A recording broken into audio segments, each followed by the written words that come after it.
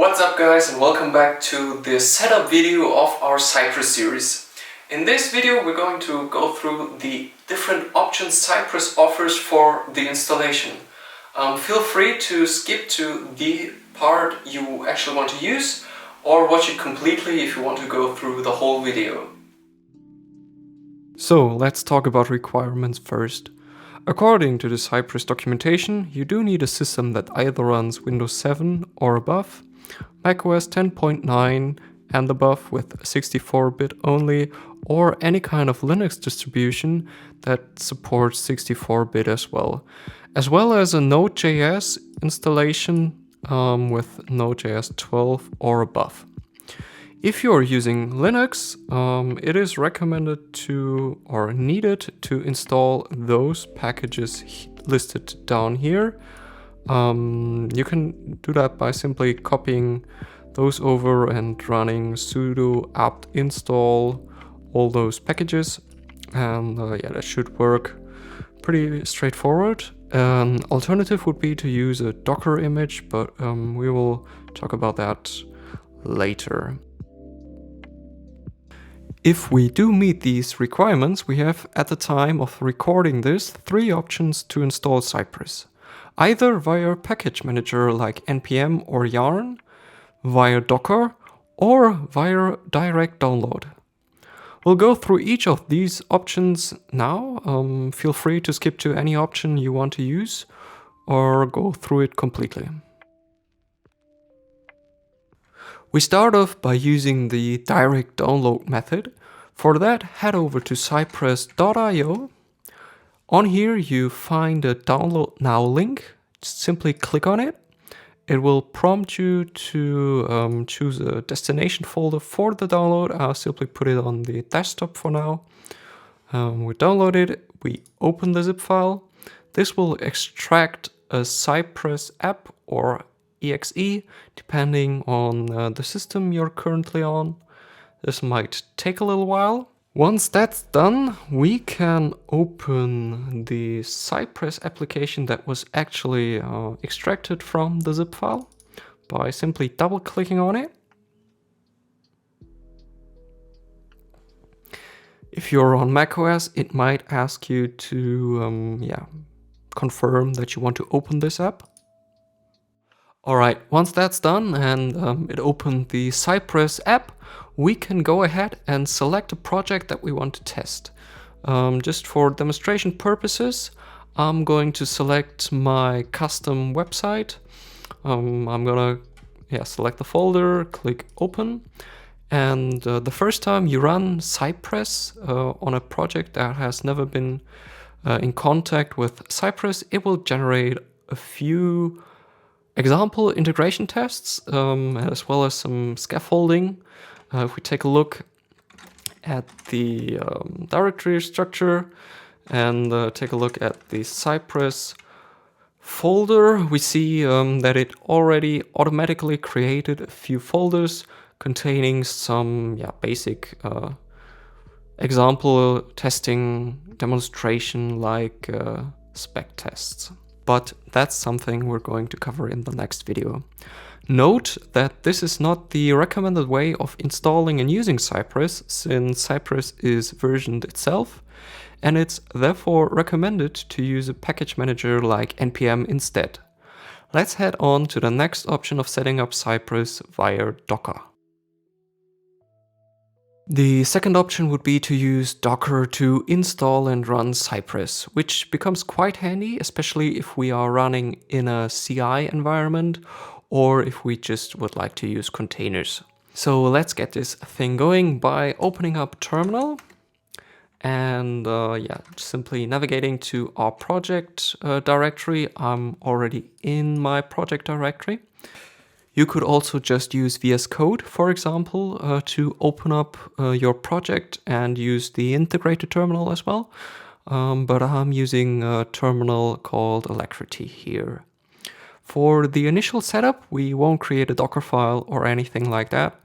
We will run Docker with one single command for now. In an upcoming video, we will go more into depth on how to use Docker to run Cypress in a CI environment.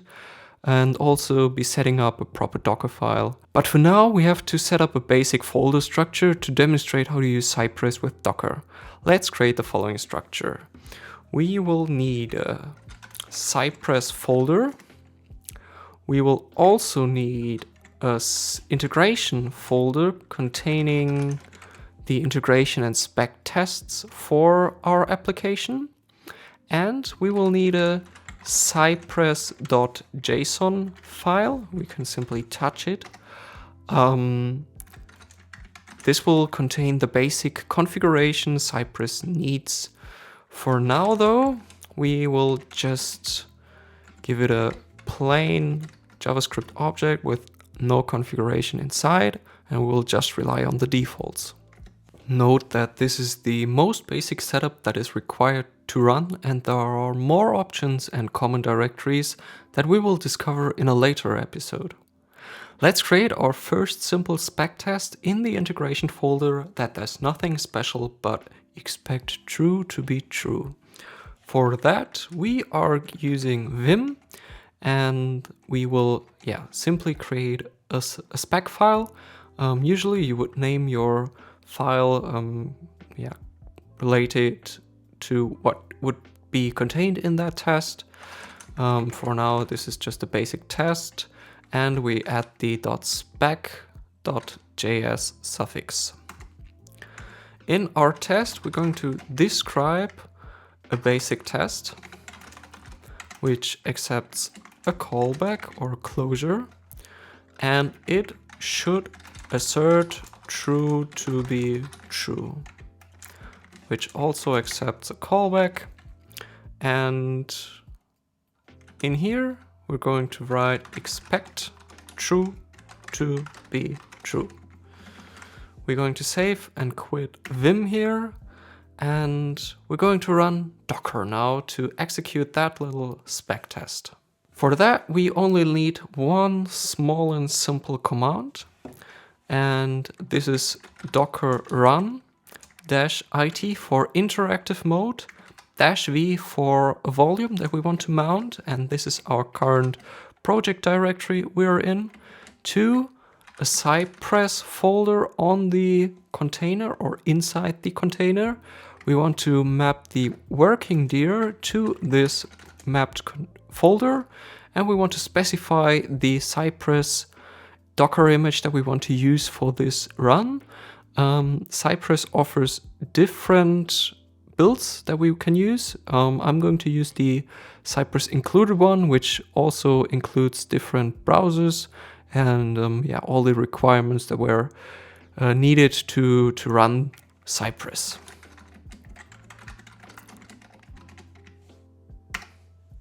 If we execute this, it will start up the container and start running the test, and we see all specs passed.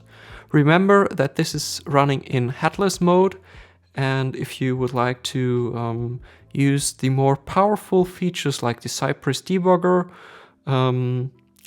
you would use a different kind of installation method, because inside Docker you would usually run in a headless mode, which is great for a CI environment, but for local development it is better to use a package manager like npm or using the direct download, but the package manager one is recommended. Also, just note that everything I just wrote in our simple spec test will be covered in further videos, so don't worry if you didn't understand anything that was inside of that file. Alright, finally we're going through the recommended option of installing Cypress, and that is by using a package manager like npm or yarn. Note that this requires that you already ran npm init in your project or have a package JSON available in your project. If that's not the case, simply run npm init, and this will guide you through creating a package JSON. I'm just going to do that for demonstration purposes here.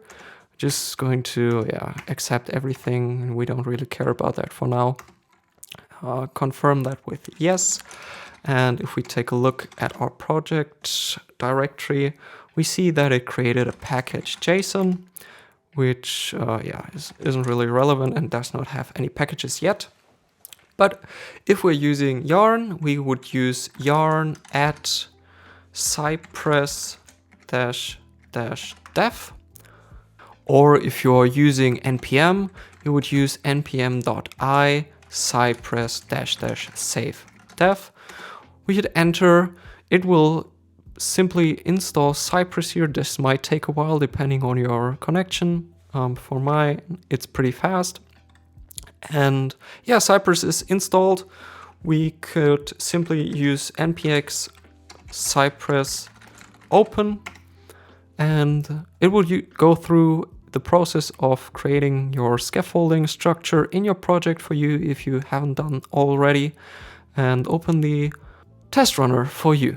See, it's pretty easy to get Cypress up and running. Alright, so we got everything set up. I'm really excited to dive into the next video where we're going to write our first test with Cypress. So, see you in the next video. Bye.